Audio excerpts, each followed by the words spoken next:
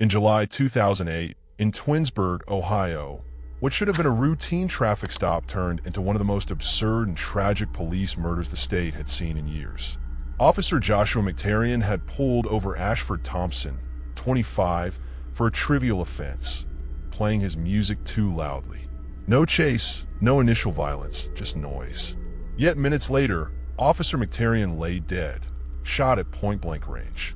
Thompson, who had been drinking and had earlier spoken incoherently about demons and paranoia, could not possibly justify the brutality that followed. As the officer calmly handcuffed one wrist, Thompson pulled out a gun and fired 4 bullets in his head, then 3 more.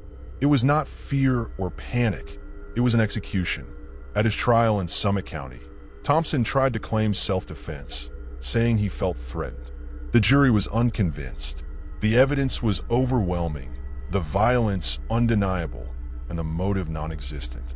It was pure and simple murder. The courtroom filled with grief, anger, and disbelief as victims' statements were read. Thompson remained calm, even apologizing at times, claiming he had not been raised to be cold-blooded. The irony was not lost on anyone. The jury recommended the death penalty, and the judge agreed. After lengthy appeals, particularly concerning his mental health, the Ohio Supreme Court upheld the sentence in 2014 by a narrow 4-3 vote. In 2023, a new psychiatric evaluation was ordered, but the moratorium on executions in Ohio means Thompson will remain on death row until 2026.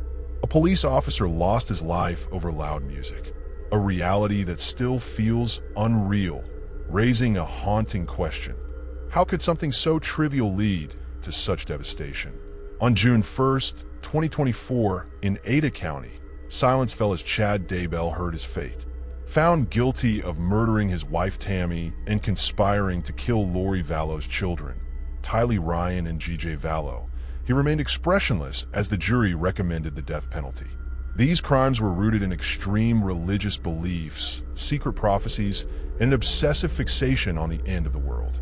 The trial revealed that the children's bodies had been buried in his backyard and Tammy's death disguised as natural. Witnesses described bizarre beliefs about evil spirits and a hierarchy of human souls.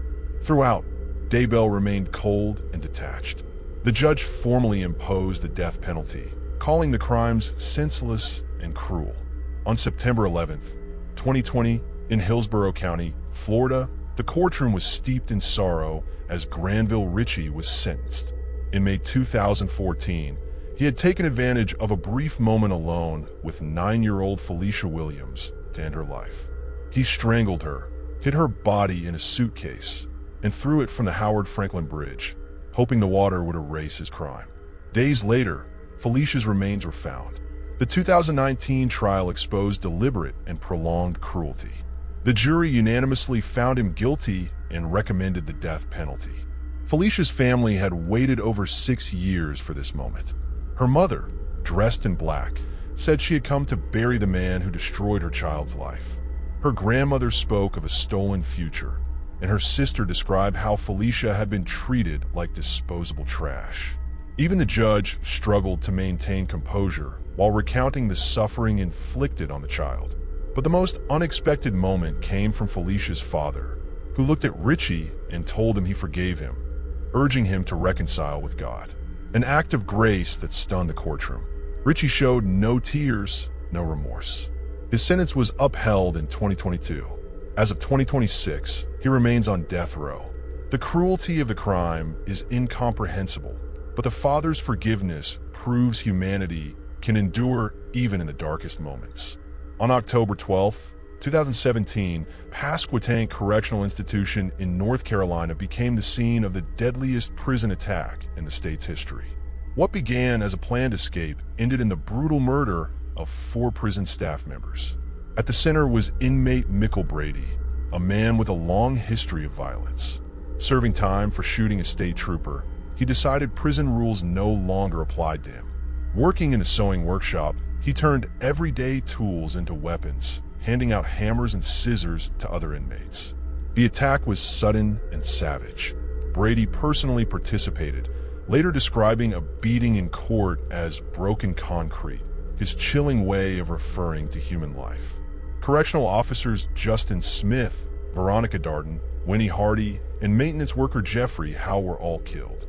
They had come to work, expecting to go home, but were overwhelmed by inmates who saw them as obstacles rather than people. The escape failed, stopped by barbed wire. Brady, injured and crying, shed tears not of regret, but of pain. At his 2019 trial, prosecutors portrayed him as the undisputed leader, consumed by anger and superiority. Brady testified himself, admitting details with chilling honesty but no remorse, claiming he was there to tell the truth, whether useful or harmful. The jury did not hesitate. Within hours, he was convicted of 4 murders and sentenced to death. The judge imposed the sentence in October 2019. Brady showed no emotion.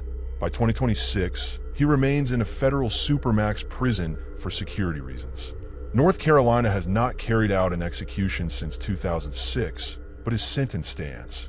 His escape plan failed, for families were shattered, and he himself seemed indifferent to the gravity of his actions. Subscribe for more.